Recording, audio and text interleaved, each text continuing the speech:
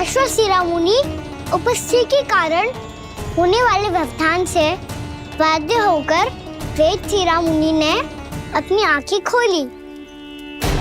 कौन हो तुम और यहाँ क्या कर रहे हो? आपके आश्रम में बहुत शांति है मुनिवर। साधना करने के लिए बहुत ही उत्तम स्थान है ये। मैं चाहता हूँ कि मैं भी यहाँ। आप यहाँ साधना करना चाहते हैं, लेकिन इतना भी नहीं जानते कि किसी के आश्रम में प्रवेश करने से पहले उसकी आज्ञा लेनी चाहिए। आप ये भी नहीं जानते कि यदि कोई यज्ञ कर रहा हो तो बिना अनुमति के वहाँ प्रवेश करने से उसकी यज्ञ साधना भंग हो सकती है। आप क्या साधना करेंगे मुनि? आप तो साधना के योग्य ही नहीं हैं। इतना अपमान! एक मुनि के मुख से इतने कड़वे शब्द शोभा नहीं देते। मैं तुम्हें श्राप देता हूँ, जितनी विषैली तुम्हारी जिह्वा है उतने ही विषैले सर्प बन जाओ तुम। और ऐसा सर्प जो सांस भी ले तो निकट का वातावरण दूषित हो जाए। तुम्हारे इस दुस्साहस के लिए मैं तुम्हें श्राप देता हूँ कि तुम अभी इसी क्षण कौवा बन जाओ, और ऐसा कौवा जो कांव कांव करके अनर्गल प्रलाप करता रहे।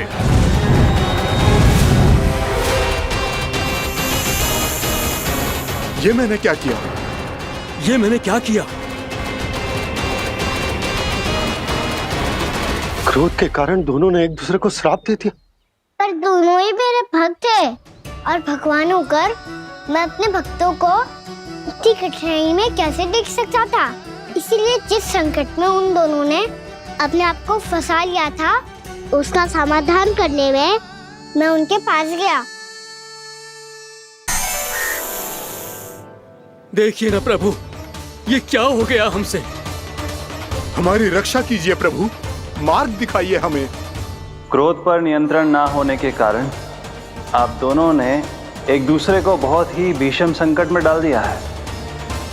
अब दोनों ही तपस्वी, तप के बल से दिए गए आपके श्राप को लौटाना भी संभव नहीं है। प्रभु कोई तो उपाय होगा, हम आपके शरण में हैं प्रभु। अपराध तो हमसे हुआ है प्रभु, पर अब आपसे ही आशा है। कुछ ऐसा कीजिए भक्त वत्सल, जिससे हम दोनों के श्राप का प्रभाव कुछ कम हो जाए। आप दोनों ही मेरे भक्त हैं, इसलिए आपकी पीड़ा का निवारण करने का एक उपाय है मेरे पास। वेदशिरा मुनि, जब आप कालिया नाग बनेंगे तो आपको मेरे चरणों को अपने शीश पर धारण करने का सौभाग्य मिलेगा। और अश्वशिरा मुनि, आप काग योनि होने के बाद भी आप श्रेष्ठतम ज्ञान और सर्वाधिक यौगिक सिद्धियों के स्वामी होंगे और प्रवचन दिया करेंगे।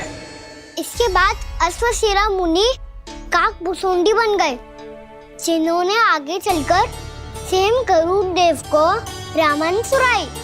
और मुनि वेदशिरा महर्षि कश्यप और देवी कत्रियों के पुत्र कालिया नाग बनकर जल में। और अब वही कालिया नाग जमुना जी में, जिनके कारण जानकी के प्राण लगभग चले ही गए थे। अब कालिया नाग को उचित स्थान पर भेजने का समय आ गया है बाबा।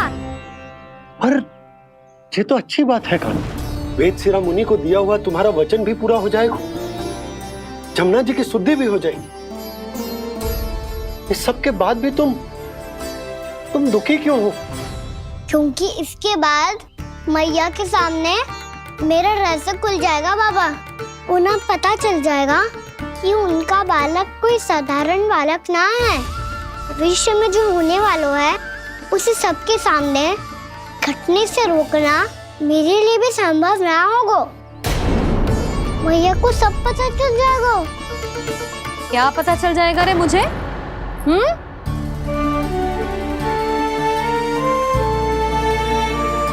यही कि सबसे अधिक प्रेम मैं आपसे ही करता हूँ। अब बस भी कर, चलो भोजन के लिए बुलाने आई थी तुम दोनों को। भूखा थोड़े ना रहने दूंगी अपने लल्ला को, मेरा लल्ला दुर्बल हो जाएगा ना। आप खिलाओगे तो ही खाऊंगा। हाँ ठीक है, मैं ही खिलाऊंगी। अब चल, आओ जी, चल।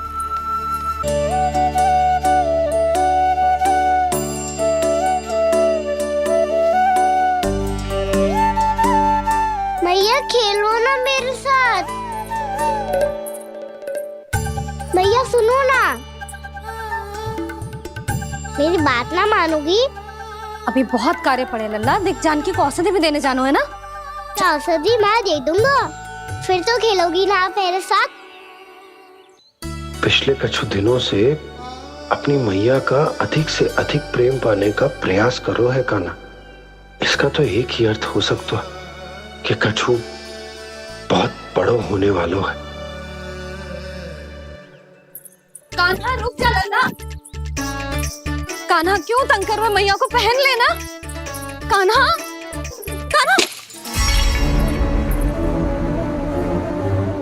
ये क्या करो तूने?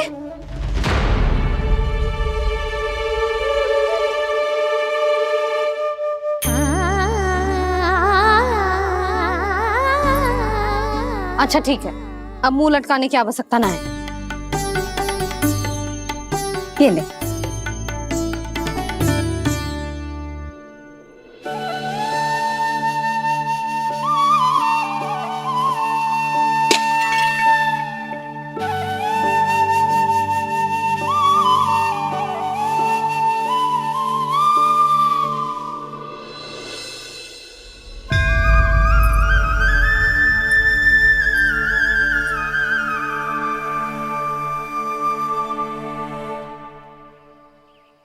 तंग करे मैया को खिजाए, खेले रूठे मनाए,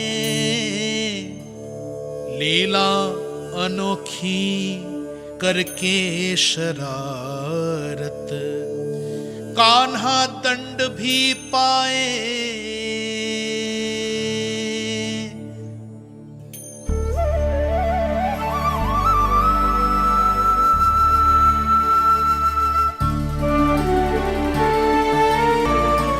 रूठना मनाना, खेलना खिलाना, पहले शरारत करके क्रोध दिलाना और फिर क्षमा मांग लेना, ये सब जानबूझकर कर रहे है कान्हा। जैसे जीवन भर के लिए अपनी मैया की ममता को अपने हृदय में समेट कर रखना चाहते हो।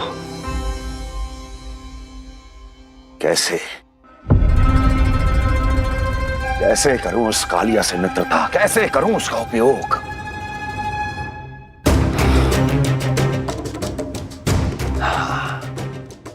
उस पर आक्रमण कर देता हूं और उसे किसी ना किसी तरह से यह विश्वास दिला देता हूं कि यह आक्रमण उस विष्णु अवतार ने किया है। फिर वो क्रोध में आकर सारे वृंदावन वासियों को अपने विष से समाप्त कर देगा। उचित है, ये उचित है। नारायण हरि, नारायण हरि।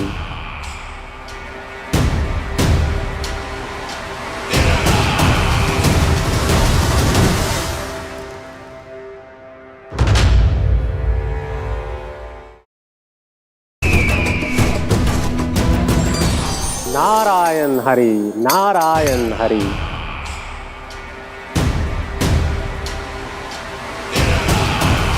प्रणाम देवर्षि।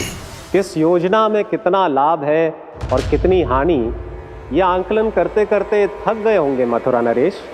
देवर्षि, आज मेरा ध्यान कैसे आ गया आपको? आप तो सदैव ही मेरे ध्यान में रहते हैं महाराज कंस। सत्य तो यह है कि मथुरा में जो भी हो रहा है मुझसे छिपा हुआ नहीं है। मैं जानता हूं कि आप किसी भी असुर को वृंदावन क्यों ना भेजें, और वो असुर कितना भी शक्तिशाली क्यों ना हो, कृष्ण का सामना नहीं कर पाता। या तो पराजय स्वीकार करके आपके पास लौट आता है, या तो फिर वीर गति को प्राप्त हो जाता है।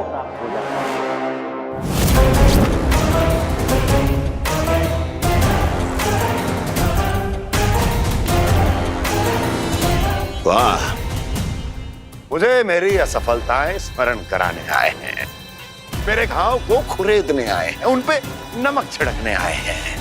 मित्र को शत्रु समझने की भूल मत कीजिए महाराज कंस। मैं तो आपकी सहायता करने आया हूं। हाँ, और मेरी सहायता। कृष्ण विष्णु अवतार है, आप विष्णु के भक्त हैं। मैं हूं विष्णुद्रोही, फिर भी तो आपके आराध्य को हानि पहुंचाना चाहता है, उसकी सहायता करना चाहते हैं आप। क्या आप निश्चित रूप से कह सकते हैं कि आप ब्रह्मांड के सभी नियमों को अच्छी तरह समझते हैं? अवश्य।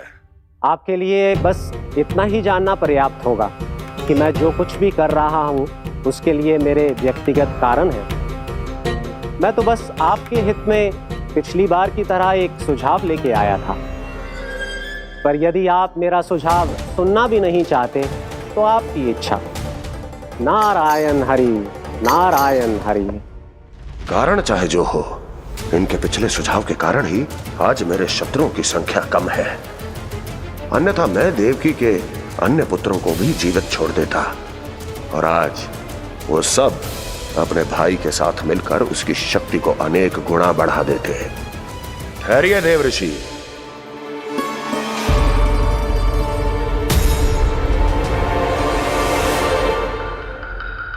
बताइए क्या सुझाव है आपके पास? मेरे सुझाव का नाम है कालिया नाग।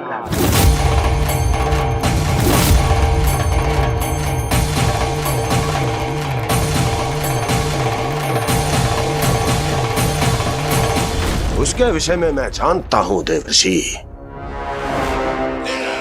तो समस्या यह है कि मैं स्वयं उससे मिलने नहीं जा सकता, उससे भेंट नहीं कर सकता। उस कृष्ण की हत्या के लिए उसको वृंदावन जाने के लिए तैयार नहीं कर सकता। तो मत जाइए उसके सामने और ना उसे भेजिए कृष्ण के सामने। हर बार आप किसी न किसी असुर को अपने शत्रु के क्षेत्र में भेजते हैं, जहां शत्रु उसका सामना करने के लिए पूरी तरह से तैयार होता है और आपका असुर मारा जाता है। इस बार शत्रु को युद्ध स्थल चुनने का अवसर मत दीजिए महाराज। इस बार योजना का जाल ऐसे बुनिए कि कृष्ण स्वयं उसके पास जाने के लिए विवश हो जाए। कालिया नाग स्वयं काल है, मृत्यु का दूसरा नाम है। उसके विष का उपयोग अपने लाभ के लिए कीजिए महाराज। वैसे कालिया के विष की अधिकता का अनुमान तो होगा ही आपको।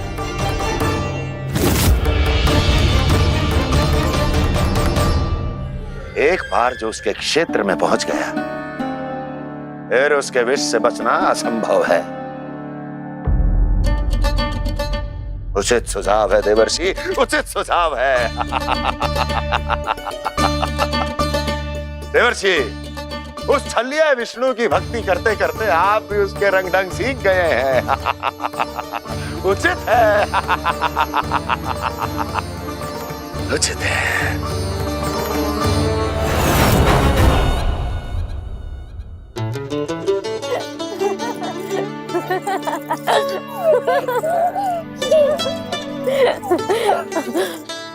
बस बस, बहुत आनंद ले लियो लला। बस अब दूध पी ले। ठहर ठहर, गर्म है। जी ले ले भी।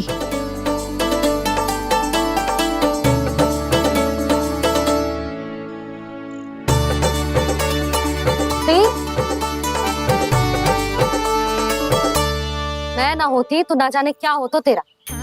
अपने आप दूध भी ना पी सकते है, भावला कहीं का। आपकी इस प्रेम के लिए तो मैं धरती पे आया हूँ मैया। मैं भी यही सोच रहा हूँ यशोदा कि तुम ना होती तो मेरा क्या होता। इसी बात पे थोड़ा दूध और कजू खाने को दे दो। अरे मैं तो भूल ही गई। तनिक ठहर जाओ जी, जे दूध पी लेना तो आपके लिए भी कछु ले आती हूँ।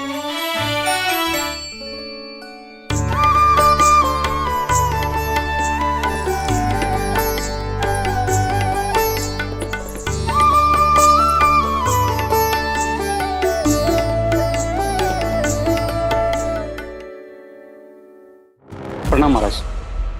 आपकी आज्ञा के अनुसार बिल्कुल वैसा ही पत्र तैयार किया है जैसा आप चाहते थे।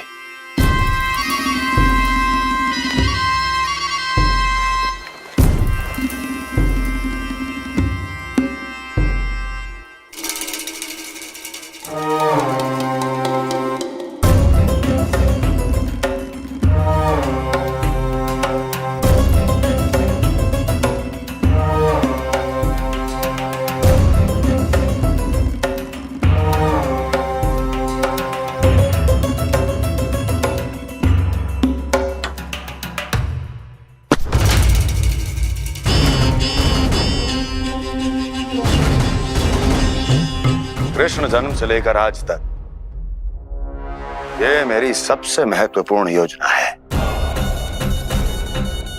इसका सफल होना निश्चित है दूत, किंतु केवल वही करना जैसा मैंने कहा है। जाओ।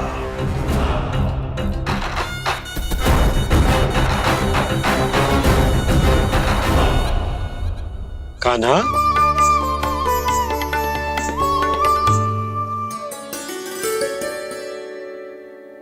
क्या होगा? बाबा मैं चाहता हूँ कि मैया की स्वमता क्रिस्टल फ्रेम की वर्षा मुझ पे सरतेव ऐसे होते रहे। वो तो होती रहेगी लल्ला। अपने लल्ला के लिए किसी मैया का प्रेम कभी कम हो सकता है भला? नंदराज, वो मथुरा से एक दूत आयो है महाराज कंस का राजपत्र लेके।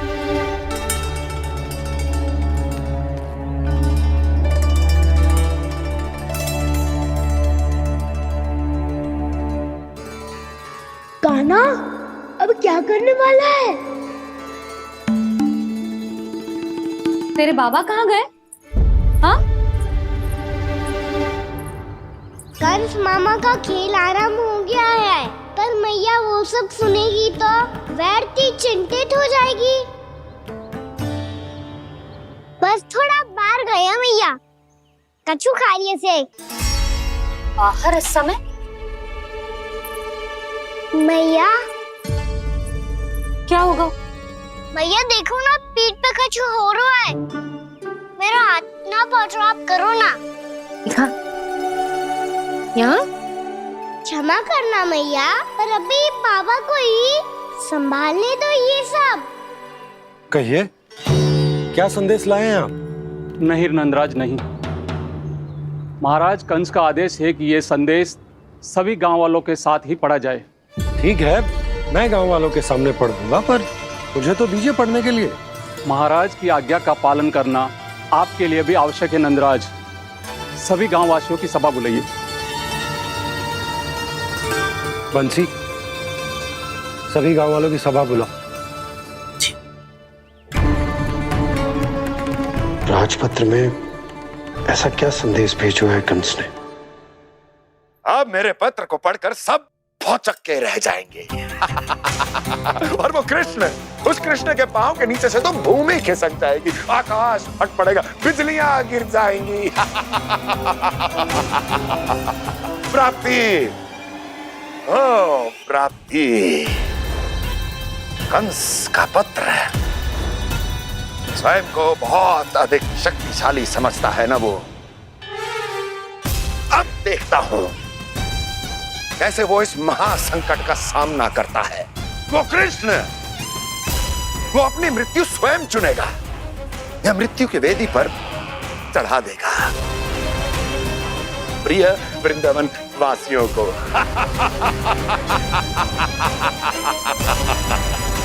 अब आएगा आनंद प्राप्ति, अब आएगा आनंद। सबको इकट्ठा करवा के ही पढ़वाएगो। अवश्य ही कोई विशेष संदेश दिया होगा कंस ने। मैं भी यही सोच रही हूँ सुलक्षणा जीजी, कछु ना कछु तो विशेष है, पर जे हो क्या सकता है?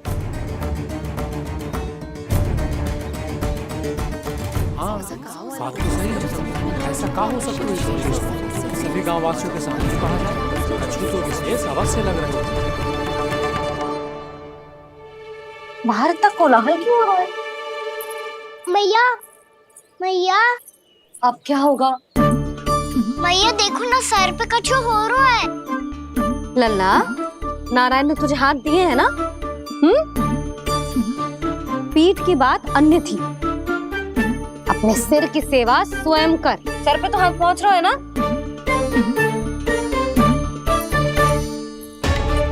मैया सुनो ना, मैया देखो ना, तीव्र कर कछु हो रहा है। मैया देखो ना, तीव्र कछु हो रहा है।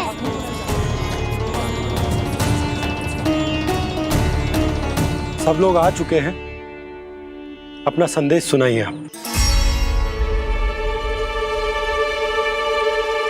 गोपराज नंद और सभी वृंदावन वासियों को सूचित किया जाता है कि मथुरा अधिपति और आप सभी के महाराज कंस ने कल सुबह भव्य पूजा का आयोजन किया है। इसके लिए राज्य को वृंदावन के क्षेत्र के निकट यमुना नदी के मध्य में खिलने वाले 1 कोटि कमल के पुष्पों की आवश्यकता है। इसीलिए आप सभी को यह आदेश दिया जाता है कि ये सभी कमल के पुष्प प्रथम पहर से पहले राजसभा में पहुंचा दिए जाए। इतने सारे पुष्प वो भी प्रथम पहर से पहले कैसे हो सकते हैं? यदि आप ऐसा करने में असफल रहे तो इसे राज आज्ञा का उल्लंघन माना जाएगा और राजद्रोह के आरोप में आप सभी को कड़े से कड़ा दंड दिया जाएगा। स्मरण रहे, यदि कल की पूजा में इन 1 कोटि कमल के पुष्पों का ना पहुंचने के कारण कोई व्यवधान आया तो समस्त वृंदावन वासियों को दोषी माना जाएगा और पूरे गांव को निवासियों सहित धूल में मिला दिया जाएगा। कल प्रथम पहर तक का ही समय है आप सबके पास।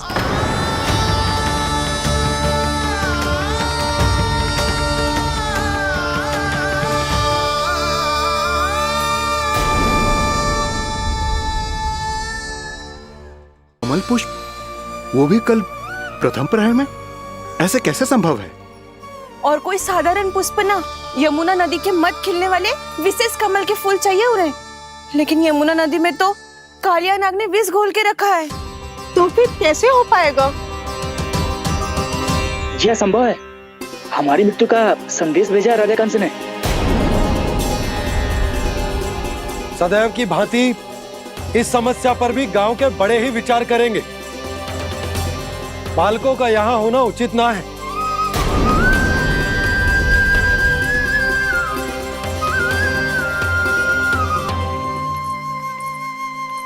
लल्ला ले, जे गेंद ले, जा अपने सखाओं के साथ खेल। सुबह उज्जवल, मधुमंगल वसंता, देखो मैया ने क्या दिया है। चलो खेलें, बहुत आनंद आएगा आज।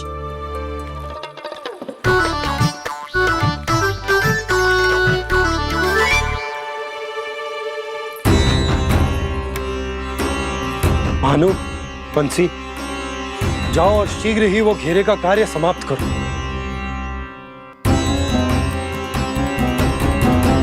पर कछु ना कछु तो करना पड़ेगा ना।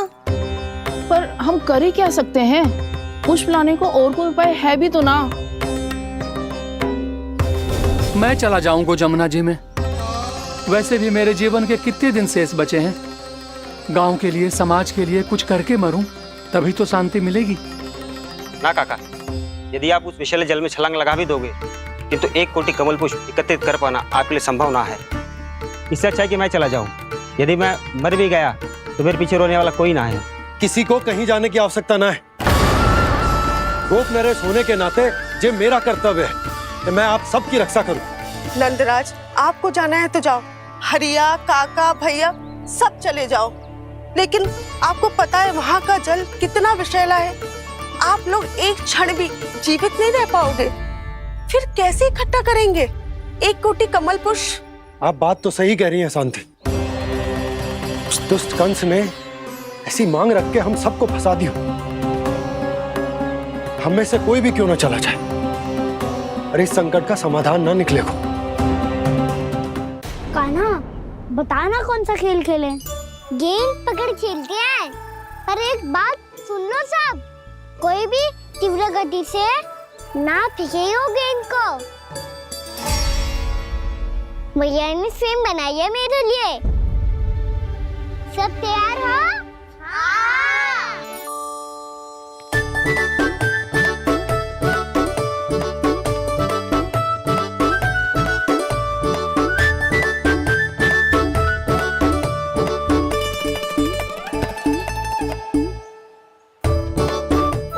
मुझे दो।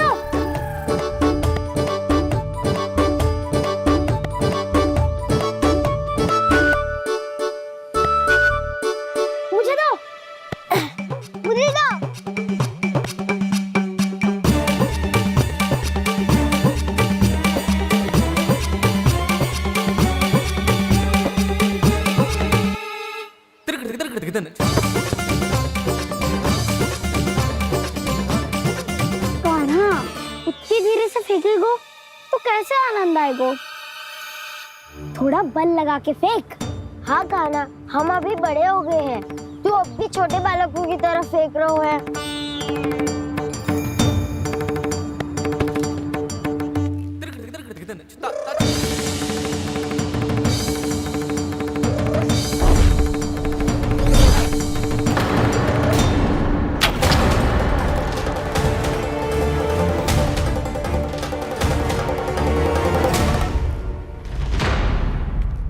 दीदी जी क्या करो कान्हा, गेंद तो डूब गई।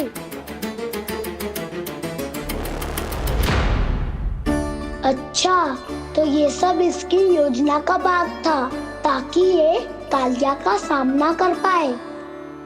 तुम सबने तो कही थी तीव्र गति से फेंको, देखो फिकवा दी ना मेरी गेम मुझसे नदी में। अब मुझे जाके लानी पड़ेगी। रुक जा कान्हा, रुक जा कान्हा। जी क्या बोल रहे हो कान्हा? इसमें तो बहुत संकट है। कोई भी संकट मेरी मैया का उपहार खोने से बड़ा ना है। बहुत प्रेम से बना के उन्होंने दी थी। हे नारायण, कोई उपाय समझ में ना आ रहा है। मैया, अब कैसे करेंगे हम अपने गांव की रक्षा? कीड़े पड़ेंगे उस दुष्ट को। यदि उसके कारण किसी के प्राण चले गए तो कौन सा फल मिलेगा उसे इस पूजा का? तुम सही कह रही हो यशोद। हमारे पास कोई और दूसरा विकल्प भी तो ना है। यदि हमने मथुरा की राज आज्ञा का पालन ना किया तो इसका दुष्परिणाम पूरे गांव को भुगतना पड़ेगा।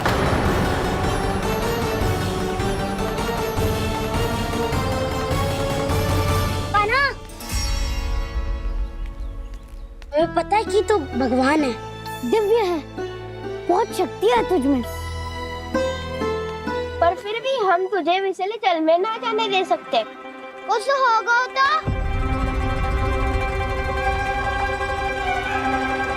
तुम सब इतनी हट कर रहे हो तो ठीक है, ना जाऊंगा। गेंद कहाँ गिरी है, कितनी दूर गई है, ये तो देख लूं, ताकि उसे बाहर निकालने का कोई उपाय ढूंढ पाऊं।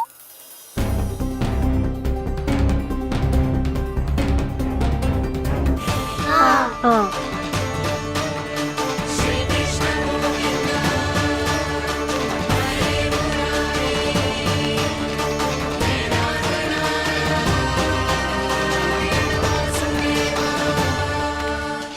कान्हा की ये लीला तो समझ ही नहीं आ रही।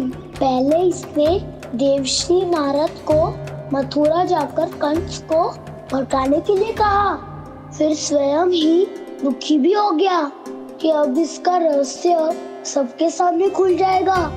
और अब भी स्वयं ही तो इसने कहा था कि गेंद बहुत महत्वपूर्ण है, फिर स्वयं ही उसे नदी के विषैले जल में फेंक दिया।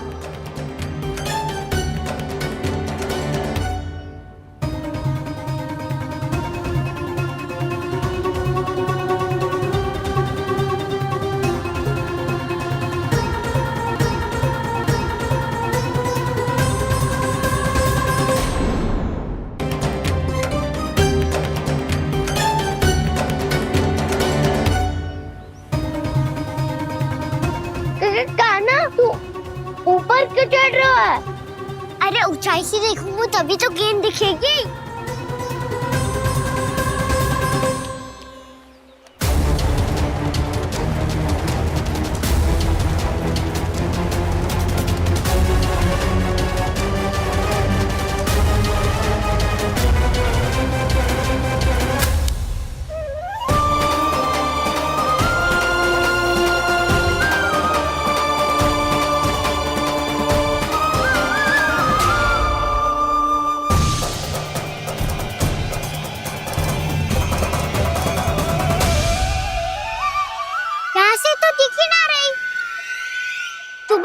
से फेंकी थी ना? ना वहाँ से फेंकी थी। कहाँ से? नहीं कहना वहाँ से। समझ ना आ रहा, ठीक बताना कहाँ से फेंकी थी?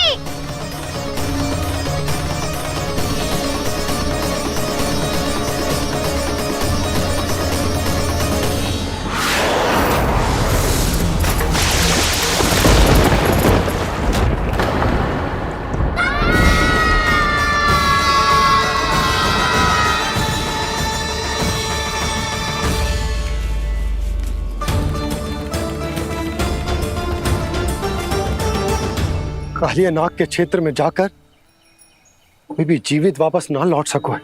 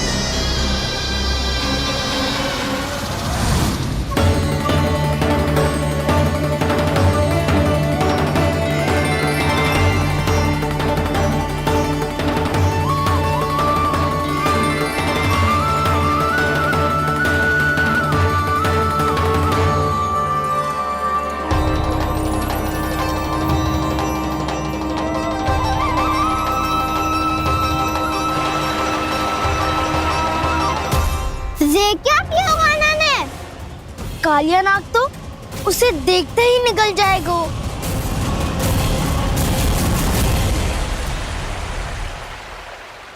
तो आरंभ से अब तक सब कुछ उसकी लीला का ही भाग था।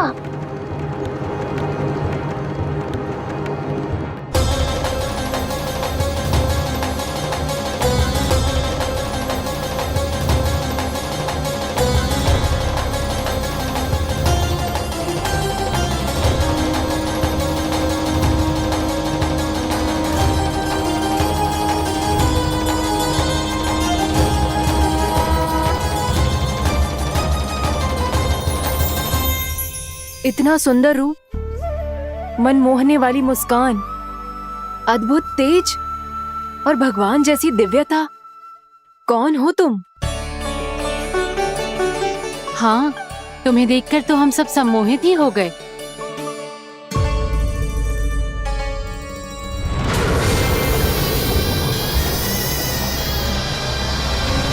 तुम जो भी हो बालक, वापस लौट जाओ। हमारा हृदय तुम्हें ही देखते रहना चाहता है, किंतु यदि हमारे पति जाग गए तो तुम्हें अवश्य हानि पहुंचाएंगे। ये बहुत विषैले है बालक, कालकोट जैसे भयानक। इनके विष से तुम नहीं बच सकोगे। नंदराज, कालिया नाग के विष का प्रभाव बढ़ते ही जा रहा है। पहले 8 कोस तक उसके विष का प्रभाव था, अब तो 1 योजन से अधिक क्षेत्र में फैलो है। जल पीने के प्रयास से अनेक पशु मारे गए हैं और नदी के निकट के वृक्ष और वनस्पति सब नष्ट होने लगे।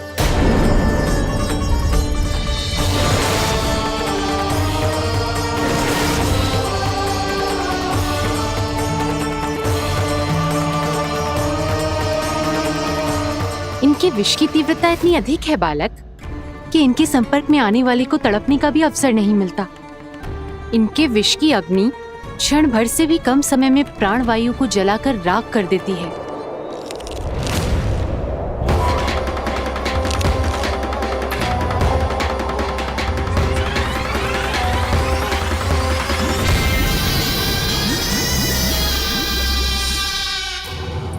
तब तो समस्या और भी गंभीर हो जाएगी।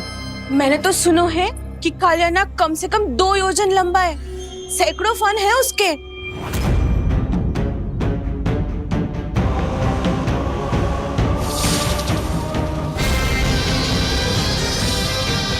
इसका अर्थ तो ये है कि हम दोनों ओर से फंस गए। एक और कंस को 1 कोटि कमल पुष्प देने जो कि कालिया नाग के क्षेत्र में पड़ते हैं, और दूसरी ओर उस कालिया नाग का विष यमुना जी के क्षेत्र में बढ़ता ही जा रहा। इसके कारण हम ही नहीं, निर्दोष पशु पक्षी भी संकट में। इन दोनों समस्याओं का एक ही समाधान है, उस कालिया नाग का सामना करना। और ये ना समझ आ रहा कि हम ये करेंगे कैसे, क्योंकि ये बात साधारण मनुष्य के बस की ना, हमारे लिए ये असंभव है।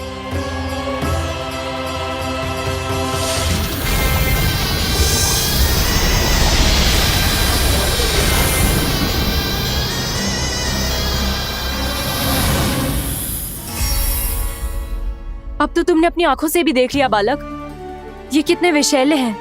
नींद में भी विष उगलते हैं। इससे पहले कि तुम्हें कुछ हो जाए, चले जाओ यहाँ से, मान लो हमारी बात। आप सब मुझे जानती भी नहीं और फिर भी मेरी इतनी चिंता कर रही हैं आप। माँ की ममता भेदभाव नहीं जानती। तुम भी किसी के पुत्र हो और हम सब भी माँ हैं। एक माँ को हर बालक में अपनी ही संतान दिखाई देती है, इसलिए हम तुमसे विनती करते हैं, वापस चले जाओ, बचा लो अपने प्राण। मेरी चिंता मत कीजिए, मुझे कुछ नहीं होगा।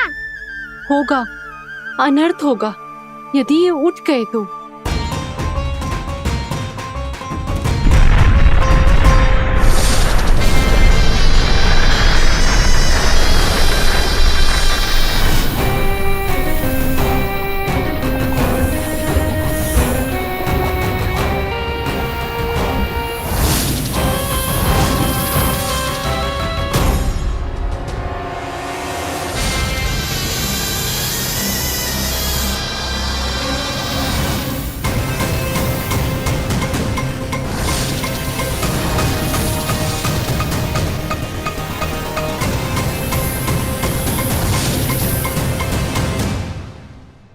सामने होते हुए भी अपने इश्क को केवल वही देख सकता है जो अपना अभिमान त्याग चुका हो।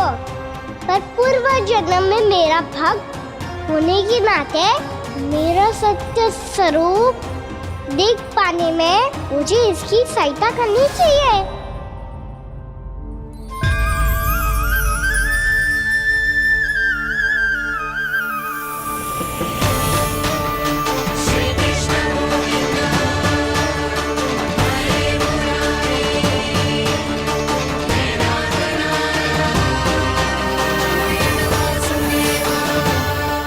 देखो हमारा छोटा सा कान्हा कैसे डट के खड़ा हुआ है। इतने विशालकाय, इतने महाभयंकर सबके सामने।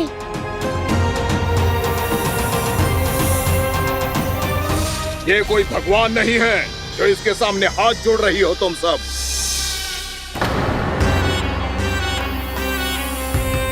एक सामान्य साधारण बालक है ये, जो ये तक नहीं जानता कि इसके सामने है इसका काल, कालिया।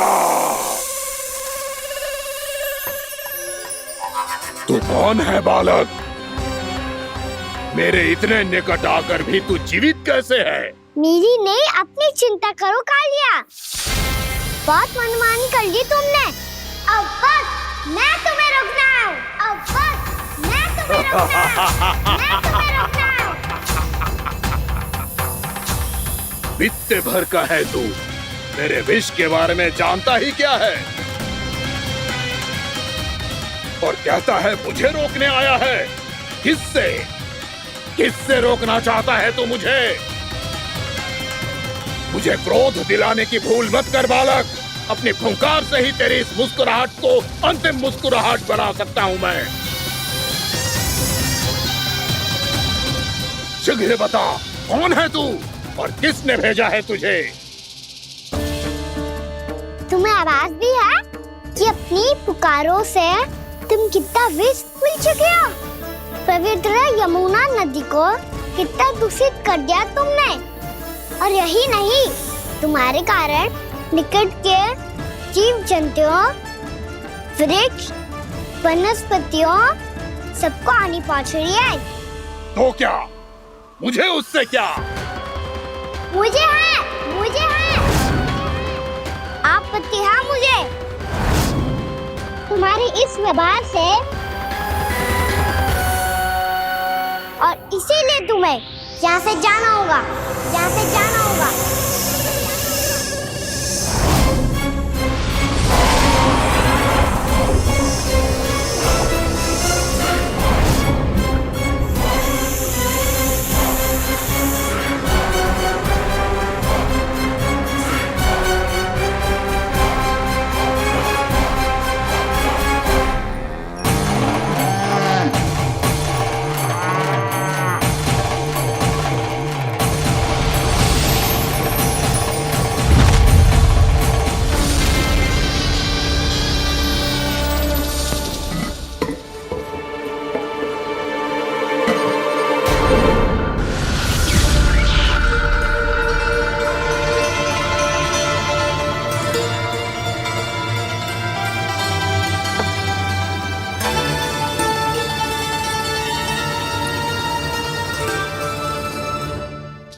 मुझे आदेश देने का साहस भी कैसे किया तूने? इस क्षेत्र को मैंने अपना राज्य बनाया है, मेरा परिवार रहता है यहाँ, और तू मुझे यहाँ से जाने के लिए कह रहा है? हाँ, क्योंकि तुम्हारे यहाँ रहने के कारण अन्य जीवों को हानि हो रही है और मैं ऐसा नहीं होने दे सकता। मैं तो बस वही कर रहा हूँ जो एक सर्प का स्वभाव है। विष फैलाना स्वाभाविक है मेरे लिए, इसलिए मुझे चुनौती मत दे बालक। चुनौती तो मैं दे चुका हूँ कालिया। अब तो बस तुम्हें शिकार करनी है।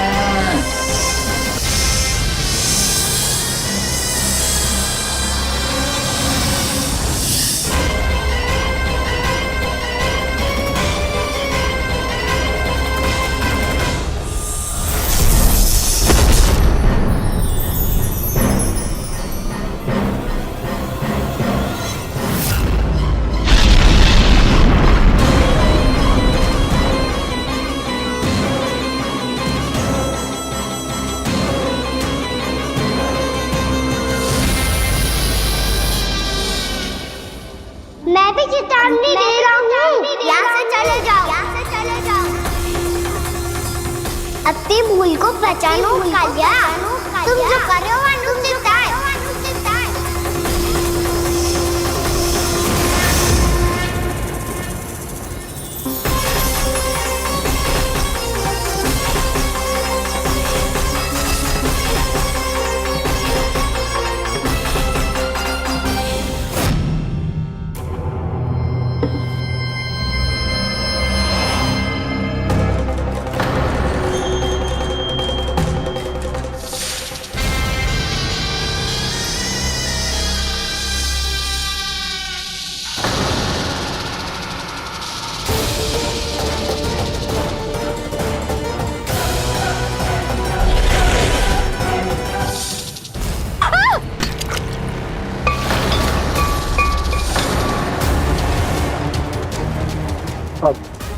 मैं आता हूँ।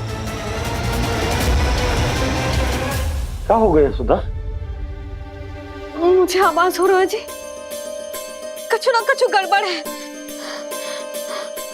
यशोदा, जो समस्या हमारे सामने है, हम सभी उसका समाधान खोजने में जुटे।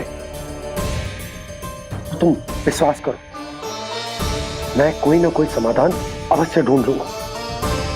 हम कैसे भी करके वो कमल के पुष्प उस कंस तक पहुंचा देंगे। नाना, समस्या उससे कहीं अधिक है, उससे कहीं अधिक बड़ी, उससे कहीं अधिक भयानक है।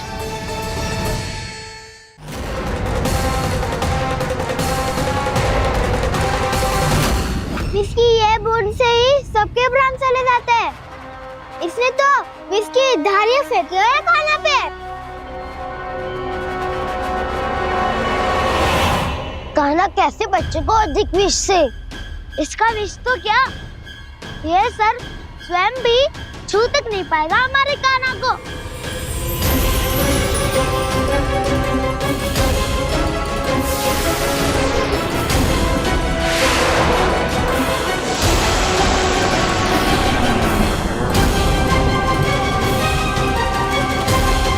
तुम्हारे सखा को, मेरे भाई को कोई हानि नहीं पहुंचा पाएगा। ये कान्हा का सत्य चाहे जो हो बलराम, पर अभी तो जो एक बालक ही है ना।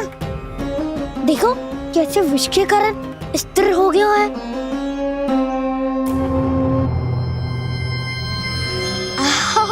हाउ सर्फ ने कितनी आसानी से अपनी पूंछ से बांध लिया है। मुझे यहाँ से भगाना चाहता था ना तू? अब मैं तुझे दिखाऊंगा अपना सामर्थ्य। ये मूर्ख किसे बांधना चाहता है अपनी पूंछ में? उन्हें जिनका विस्तार सारे ब्रह्मांड में है, या उन्हें जो स्वयं अनंत है? पर देवराज, प्रभु ऐसा करने ही क्यों दे रहे हैं कालिया को? आप सब भूल रहे हैं देवगण, कालिया पूर्व जन्म में प्रभु का बहुत बड़ा भक्त था। उसी भक्ति का फल मिल रहा है अब इसे। वैसे भी भक्तों के मन का भाव सबल हो तो भगवान तो सहज ही बंध जाते हैं।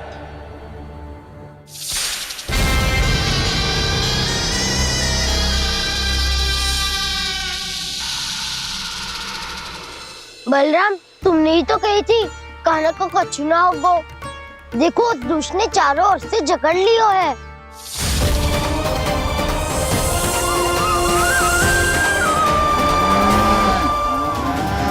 ये क्या कह रही हो तुम? जसोदा जी, क्या हुआ? घबरा क्यों रही हो आप? सुलक्षणा, मुझे आभास हो रहा है कुछ बहुत बड़ी अनहोनी हो गई है। नंदराज, नंदराज, नंदराज!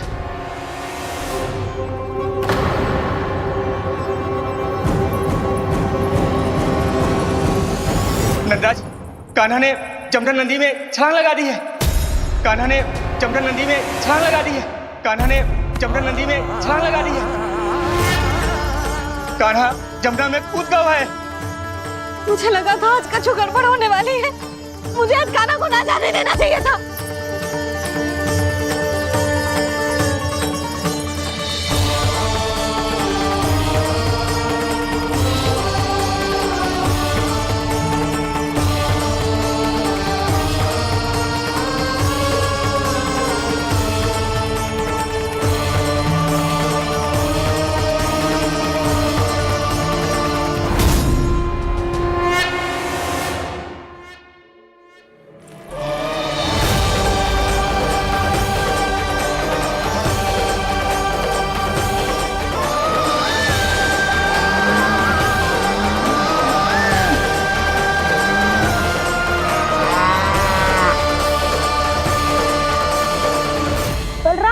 कछु करो ना।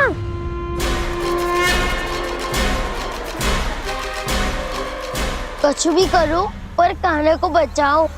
नाग बहुत भयंकर है। कान्हा अकेले ना संभाल पाएगा इसे।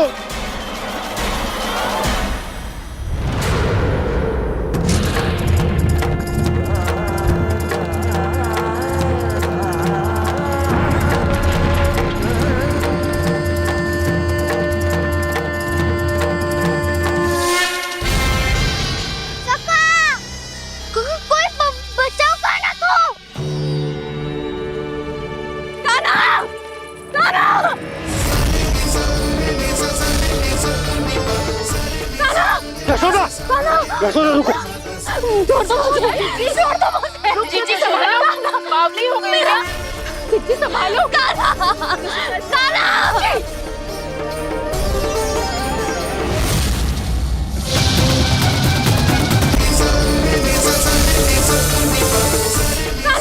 यशोदा, यशोदा रुको। छोड़ दो मुझे, छोड़ दो मुझे। रुक जीजी, संभालो, बावली हो गई है। जीजी संभालो। कान्हा, कान्हा। देखो अब कैसे तुम्हारे अस्थियों को तोड़कर छोटे छोटे टुकड़ों में बदल दूंगा मैं।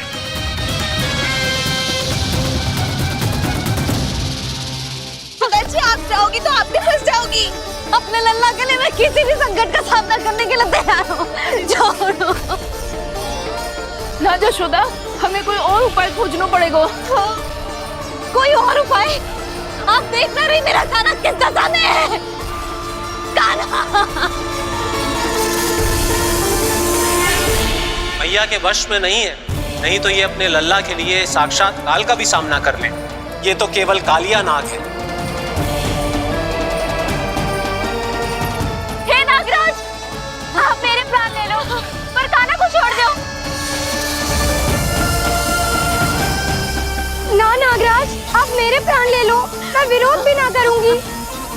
ना नागराज, आप मुझे मार दो पर मेरे कान्हा को छोड़ दो। ना ना ना ना नागराज, मेरे प्राण ले लो। हमारे कान्हा से क्या शत्रुता है आपकी? प्रभु के लिए जो प्रेम यशोदा मैया के हृदय में है वही इन सभी गोपियों के हृदय में भी है।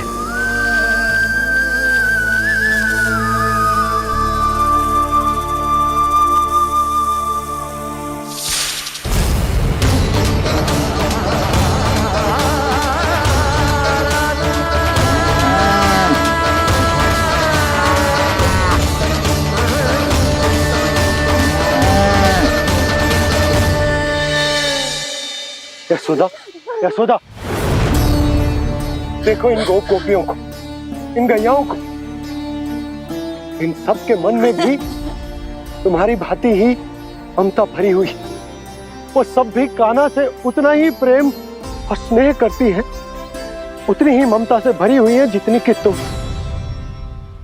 तो तुम ही सोचो, जिसके साथ इतनी ममता और इतना स्नेह, इतना प्रेम, उसका कोई क्या कर सकता है? उस काले नाग का वेश इस सब आशीर्वादों के सामने कछु न है। कछु करो जी,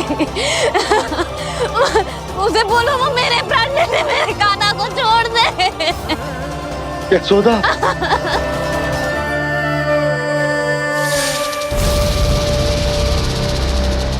केवल इन्हीं में नहीं देवराज, नाग पत्नियों के हृदय में भी ममता का वही प्रेम उमड़ रहा है। देखिए। मैं आपके हाथ जोड़ती हूँ स्वामी, इस बालक को छोड़ दीजिए। ये अवश्य ही कोई दिव्य आत्मा है स्वामी। हम आपसे विनती करते हैं स्वामी, इस नन्हे बालक को हानि मत पहुंचाइए स्वामी। मेरी पत्नियां मेरे ही शत्रु के लिए विनती कर रही हैं। अब यदि इसके पक्ष में एक शब्द भी कहा तुम सबने, तो मैं इस बालक से पहले तुम सबके प्राण ले लूंगा। हो रहा प्रसन्न नाग कालिया, विजय को निश्चित जान।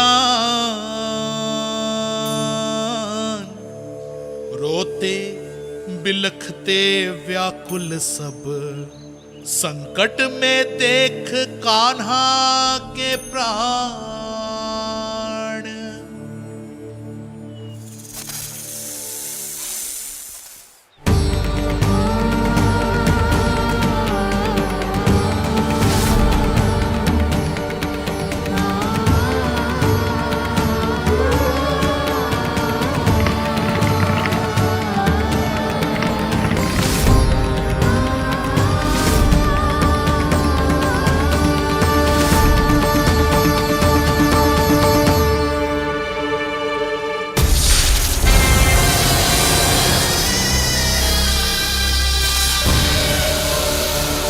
कुछ करो जी, मेरे लल्ला को बचा लो, कोई तो कुछ करो।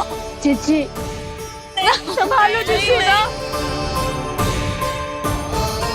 यशोदा, यशोदा तुम शांत हो जाओ, मैं कान्हा को वापस लेकर आऊंगा।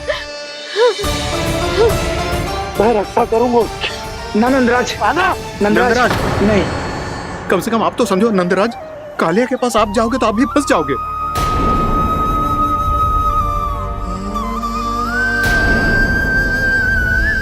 बलराम, तेरा भाई इतनी भीषण संकट में है और तुझे जरा भी दुख ना हो रहा? क्या आप सब अब तक नहीं समझ पाए कि कान्हा सच में कौन है? छोटे बाबा, आप तो उसका सत्य जानते हैं ना?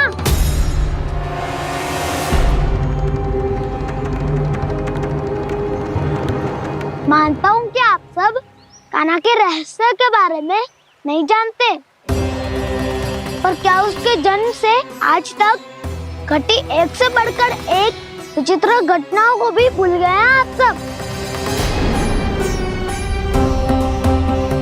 भूल गए हैं कि कैसी पूतना जैसी राक्षसी उसका कुछ बिगाड़ नहीं पाई, कैसे तरनावती जैसा भयानक राक्षस उसे एक खरोच भी नहीं दे पाया था।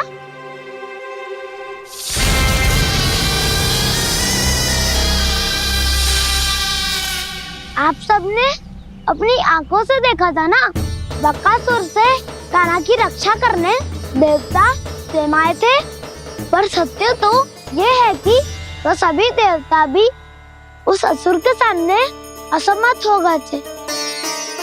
तब कनाडे बहुत ही आसानी से उस भयंकर असुर का वध किया था। एक ही बार में धराशायी कर दिया था उसे। तो आप सभी सोचिए, बार बार ऐसे असाधारण कार्य करने वाला बालक साधारण कैसे हो सकता है? अब तो आरंभ से ही सारा सत्य जानते हैं छोटे बाबा। रहस्य छुपाने में सदैव काला की सहायता करते आए आप, और आज आप स्वयं ही उसके सत्य को भूल रहे हैं। और तुम सब भी तो जानते हो कान्हा की शक्तियों के बारे में। तो क्या तनिक भी विश्वास ना है अपने सखा पे? बलराम, जे तू क्या कह रहा है? मैंने जो कहा उसका एक एक शब्द सत्य है छोटी माँ। यदि प्रभु की इच्छा हुई तभी कुछ ही क्षणों में सब कुछ अपनी आंखों से स्वयं अनुभव कर लेंगे आप।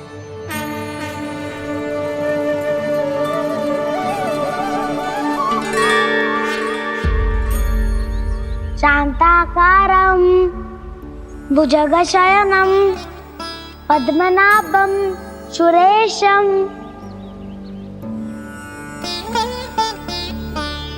विश्वाधारं गगनसदृशं मेघवर्णं शुभांगं लक्ष्मीकान्तं कमलनयनं योगी वीरध्यानगम्यं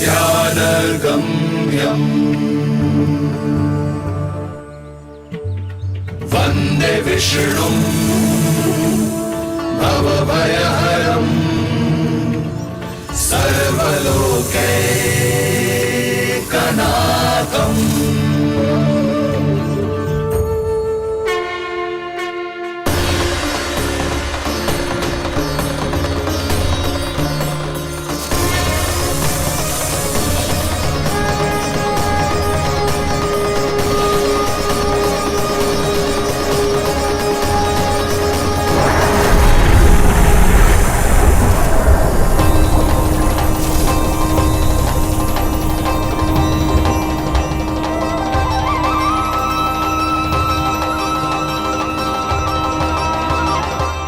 तुझे क्या लगता है बालक कि तू मेरी जकड़ से निकल गया तो अब बच जाएगा तू?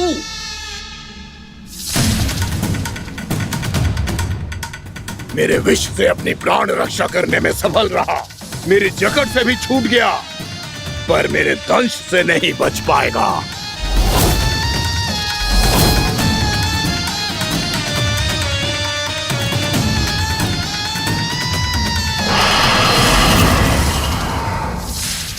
अब भय से भाग रहा है, पर मैं तुझे मृत्यु देकर रहूंगा।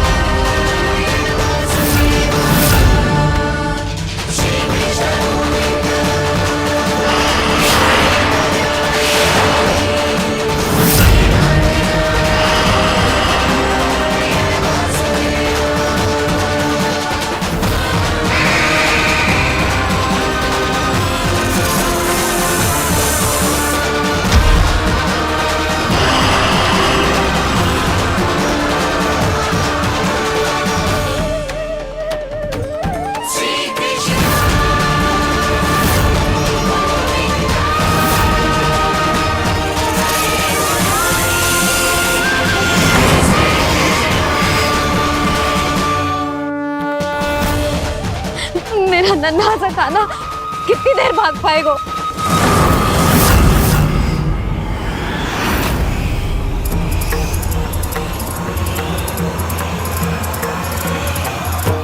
और कितनी प्रतीक्षा करोगे मेरी भक्त कालिया?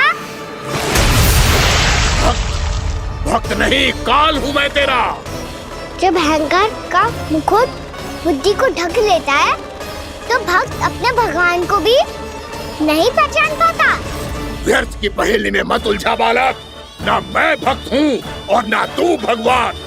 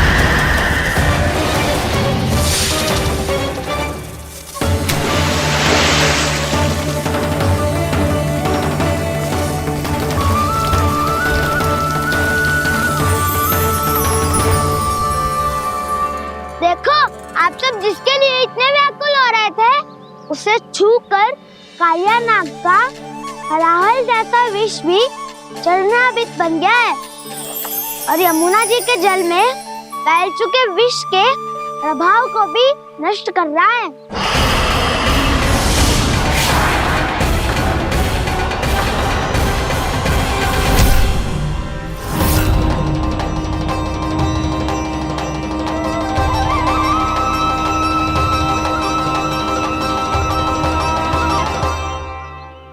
धर्म रक्षक अधर्म विनाशक प्रभु श्री कृष्ण का कौशल सचमुच अद्वितीय है। नारायण नारायण।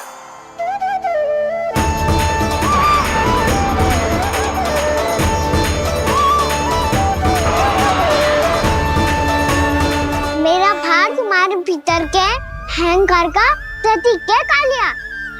अब तुम्हारा अहंकार, तुम्हारा अनपान मेरे पाँव के नीचे है और तुम्हारी पूंछ अर्थात तुम्हारे प्राण मेरे हाथ में। अब तुम क्या करोगे भक्त?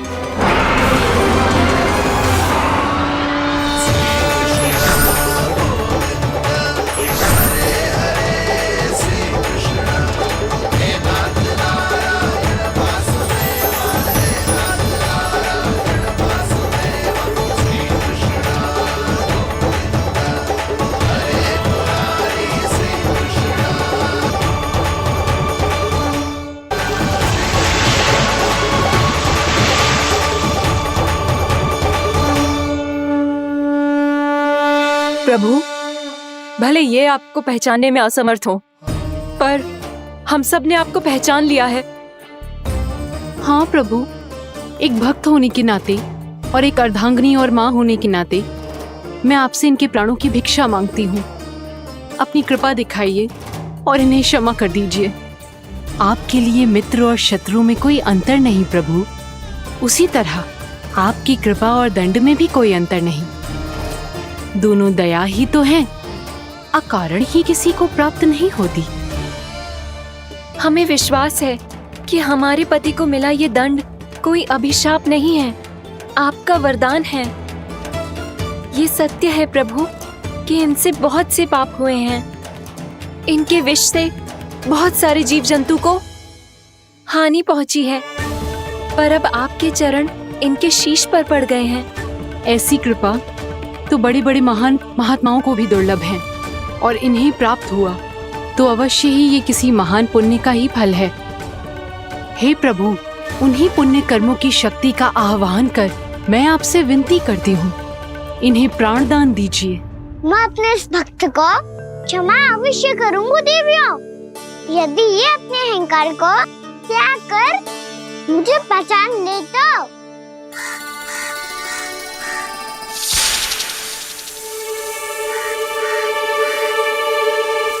मैं तुम्हें श्राप देता हूँ, जितनी विषैली तुम्हारी जिह्वा है उतने ही विषैले सर्प बन जाओ तुम।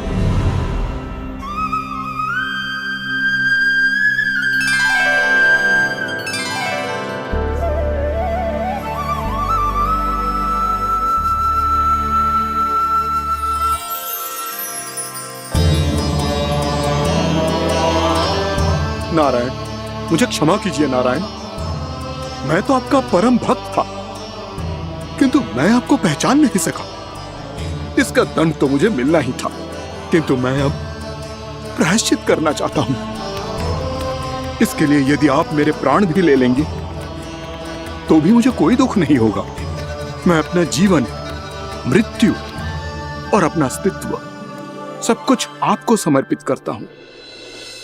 मैं तुम्हारे क्रोध के कारण श्राप मिला, जिसे विशाल सर्प के रूप में तुम्हारा जन्म हुआ, और सर्प का तो स्वभाव है विष फैलाना, इसीलिए तुम्हें दंड नहीं दूंगा। मैं सिर्फ सभी अपराधों का पश्चाताप कर लिया, इसीलिए मैं तुम्हें क्षमा करता हूँ कालिया।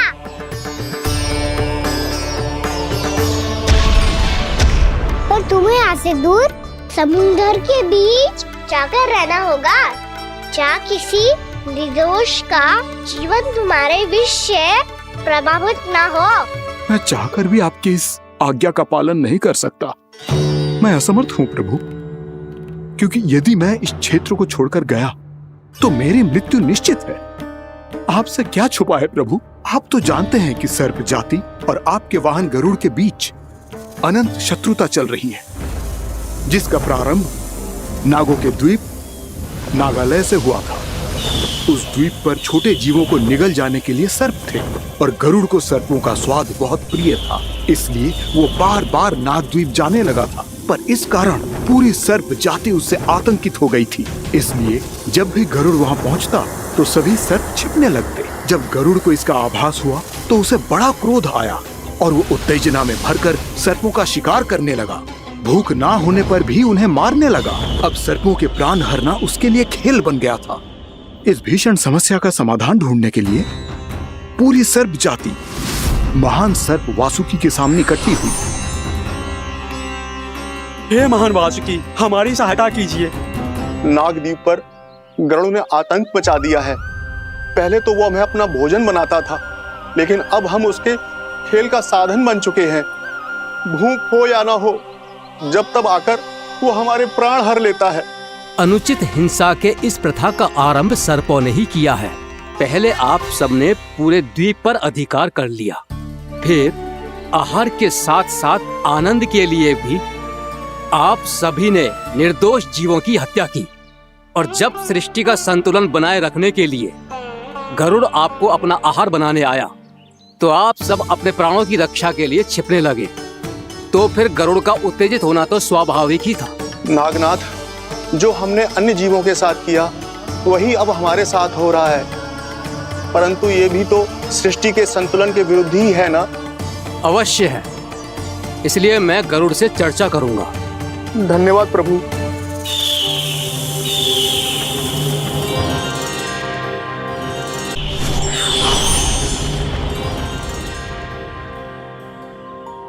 श्री नारायण के वाहन पक्षीराज गरुड़, मैं संपूर्ण सर्प जाति की ओर से आपसे एक निवेदन करने आया हूँ। कहिए, क्या कहना चाहते हैं आप? हे पक्षीराज, यदि आप हम पर ऐसे ही आक्रमण करते रहे तो शीघ्र ही हमारी प्रजाति समाप्त हो जाएगी।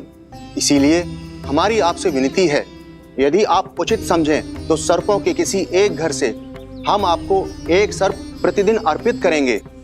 आप उसको आहार बनाइए और अन्य सर्पों को जीवित रहने का अधिकार दीजिए। मुझे स्वीकार है। तब से प्रतिदिन किसी एक घर से एक सर्प गरुड़ के भोजन के लिए भेजा जाने लगा। समय के साथ मेरे घर की भी बारी आई, परंतु मैंने एक बहुत बड़ी भूल कर दी। समय आ गया है स्वामी। आज गरुड़ के आहार के लिए इसे चुना गया है। कौन है यह गरुड़ और क्यों दूं मैं इसे कोई भेंट? स्वामी, सभी सर्प राज्यों और गरुड़ के बीच में यही समझौता हुआ है। हमें इसका सम्मान करना ही होगा। मैंने कोई समझौता नहीं किया, मैंने कोई वचन नहीं दिया और ना ही मैं किसी गरुड़ से भयभीत होता हूँ। यदि इस राज्य में किसी को सर्पों को अपना आहार बनाने का अधिकार है तो वो केवल मुझे है। अब से गरुड़ को दी जाने वाली हर भेंट मुझे दी जाएगी, महाविषधारी महान नागराज कालिया को। यह और कुछ नहीं, मेरा अभिमान था प्रभु, और यह मेरे इस जन्म की सबसे बड़ी भूल थी, क्योंकि फिर जब गरुड़ को इस बारे में पता चला तो। कालिया, अभिमान में आकर तूने अपने काल को ललकारा है। जिस कालिया के नाम में ही काल छिपा है, तू उसे ललकारने का दुस्साहस कर रहा है। गरुड़ स्वयं को भगवान विष्णु का वाहन कहता है, तो वाहन का ही कर्म कर। स्मरण रख, इस धरती के सर्वश्रेष्ठ योद्धाओं के लिए भी मैं मृत्यु का दूत हूँ। विनाश काले विपरीत बुद्धि। तुझ जैसे मूर्ख सदा इस युक्ति को सार्थक करते आए हैं। अपने विनाश को आमंत्रण किया है तो अब भोग।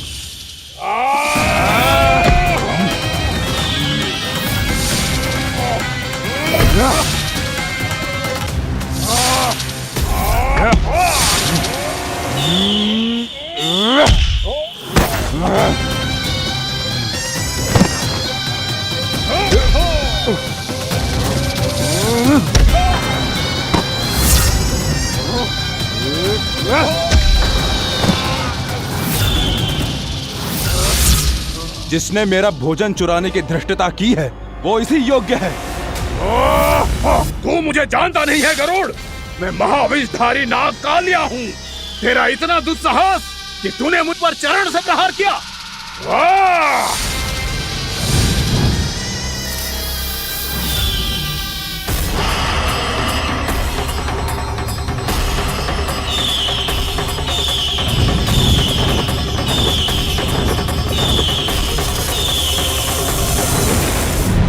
मैं अपने अभिमान में भूल गया था कि गरुड़ मुझसे कहीं अधिक शक्तिशाली है।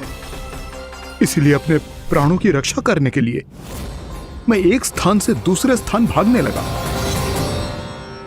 नदियां, पर्वत, यहां तक कि मैंने सागर भी लांघ डाला, पर मैं जहां भी जाता गरुड़ के रूप में मेरा काल वहीं आ जाता। इसीलिए मृत्यु की आशंका से भयभीत होकर मैं अपने बड़े भाई मां कद्रू के प्रथम पुत्र अनंत शेषनाग से राय लेने चला गया। भैया, मैं यहां आपसे आपकी सहायता लेने आया हूं। मेरी एक छोटी सी भूल के कारण यह गरुड़ मेरा पीछा कर रहा है। मुझे हर समय हर स्थान पे ढूंढते रहता है। यदि उसने मुझे ढूंढ लिया तो वो निश्चित ही मेरे प्राण ले लेगा।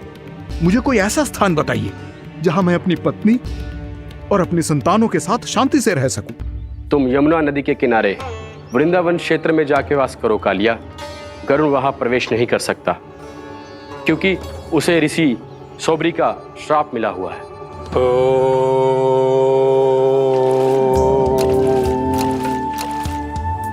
ध्यान और तपस्या का नित्य कर्म करते हुए ऋषि के मन में मछलियों के प्रति प्रेम भाव इतना बढ़ गया कि वो भूल गए सभी जीव खाद्य श्रृंखला का भाग होते हैं, और मछलियां भी इस नियम की अपवाद नहीं है। उन्हें मछलियों की अटखेली इतनी अच्छी लगने लगी कि वो इस क्षेत्र के मछुआरों को भी मछली पकड़ने की अनुमति नहीं देते थे।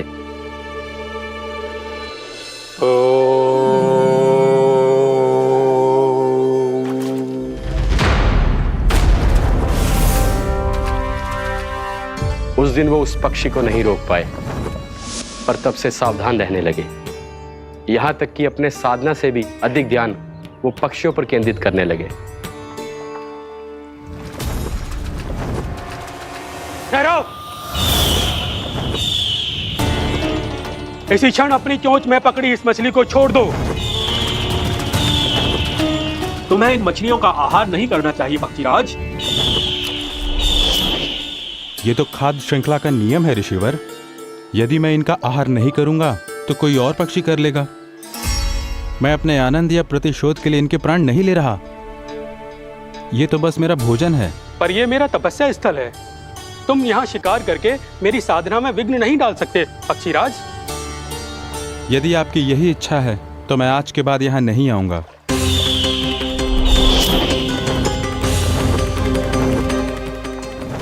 पर आज ये मछली मेरे आहार के रूप में पकड़ी जा चुकी है। मैं वचन देता हूँ ऋषिवर, इस स्थान पर यह मेरा अंतिम शिकार होगा।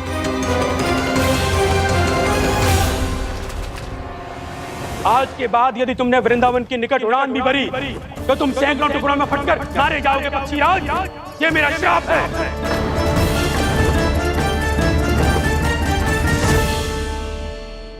और इसीलिए भैया शेषनाग के सुझाव के अनुसार मैं यहां आ गया।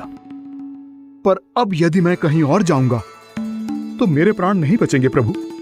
निश्चिंत रहो कालिया, अब से गरुड़ तुम्हें कोई हानि नहीं पहुंचाएगा। अब तुम्हारे फनों पर मेरी पक्षिंग बन गए कालिया, इसीलिए अब से तुम्हें गरुड़ से कोई भय नहीं होगा। निश्चिंत होकर अपने परिवार के साथ गहरे समुद्र में चले जाओ और सुख से शांति से निवास करो। पर ध्यान रहे निर्दोष जीवों को हानि ना पहुंचे। आपने मुझे जीवन दान दे दिया प्रभु, इस उपकार से मैं कृतज्ञ हूँ प्रभु। आदेश दीजिए, मैं आपकी सेवा कैसे करूं? तुम्हारे जल क्षेत्र से 1 कोटि कमल पुष्पों को लेने की अनुमति दे दो कालिया। यह मेरी सेवा होगी प्रभु। ये तो मेरा सौभाग्य होगा।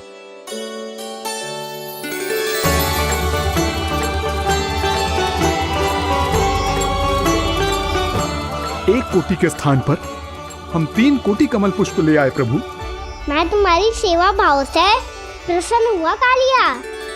रमणक द्वीप पर चले जाओ ताकि तुम्हारे कारण फिर कभी किसी निर्दोष जीव को हानि ना पहुंचे और न ही तुम्हारा विष मेरे प्रिय यमुना नदी के जल को दूषित कर पाए। मैं तुम्हें आशीर्वाद देता हूँ।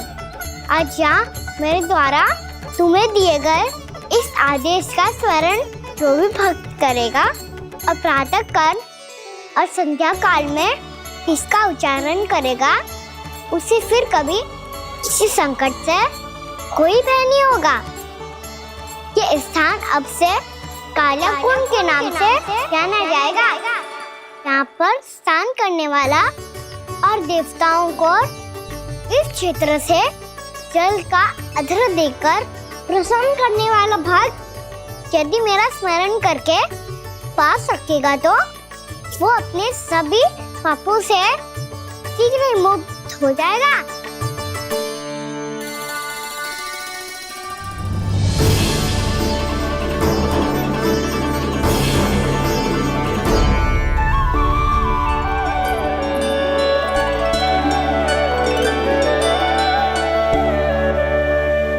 कौन है जी भगवान जिसने अभी अभी कालिया जैसे विशाल विस्तर का सामना किया?